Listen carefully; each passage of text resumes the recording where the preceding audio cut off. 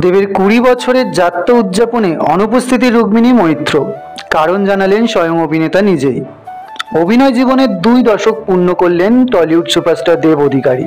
কলকাতার নেতাজি ইন্ডোর স্টেডিয়ামে আয়োজিত এই মহোৎসবে হাজির ছিলেন প্রায় 10,000 দর্শক।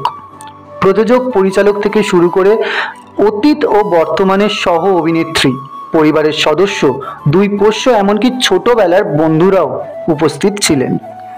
এক ছাদের নিচে এমন সমাবেশ বাংলা ছবির ইতিহাসে বিরল বলেই মনে করছেন অনেকে। তবে সেই ঝলমলে আসরে চোখে পড়েনি দেবের জীবনের গুরুত্বপূর্ণ অধ্যায় রুক্মিণী মৈত্রকে। অনুপস্থিতি ঘিরে জল্পনা ছড়িয়ে পড়লেও দেব নিজেই পরিষ্কার করলেন আসল কারণ। তার কথায়, রুক্মিণী এই মুহূর্তে মুম্বাইয়ে কাজের ব্যস্ততায় রয়েছেন।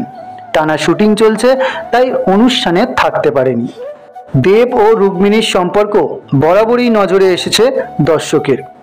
ধূমকেতু মুক্তির পর যখন রুক্মিণী কটু মন্তব্য ও সমালোচনার শিকার হন, তখনও প্রকাশ্যে জানিয়ে দিয়েছিলেন তিনি দেবের পাশেই আছেন। সেই সময় কদর্য আক্রমণের জন্য রুক্মিণীর কাছে ক্ষমাও চেয়েছিলেন দেব। যদিও হাসি মুখে অভিনেত্রী বলেছিলেন, দেবকে আমার কাছে ক্ষমা চাইতে হবে না। তাই এই দিন সরাসরি অনুষ্ঠানে উপস্থিত না থাকলেও দেবের 20 বছরের যাত্রার সাফল্যে রুক্মিণীর অবদান নিঃসন্দেহে অস্বীকার করা যায় না, এমনটাই মনে করছেন অনুরাগীরা। তো বন্ধুরা, দেবের 20 বছরের যাত্রা উদযাপনে রুক্মিণীর অবদান আছে না নেই তা অবশ্যই কমেন্ট করে জানাবেন। ভিডিওটি যদি ভালো লেগে থাকে তাহলে লাইক ও শেয়ার করতে ভুলবেন না, এবং প্রতিদিন নতুন নতুন ভিডিও পেতে অবশ্যই চ্যানেলটিকে সাবস্ক্রাইব করবেন।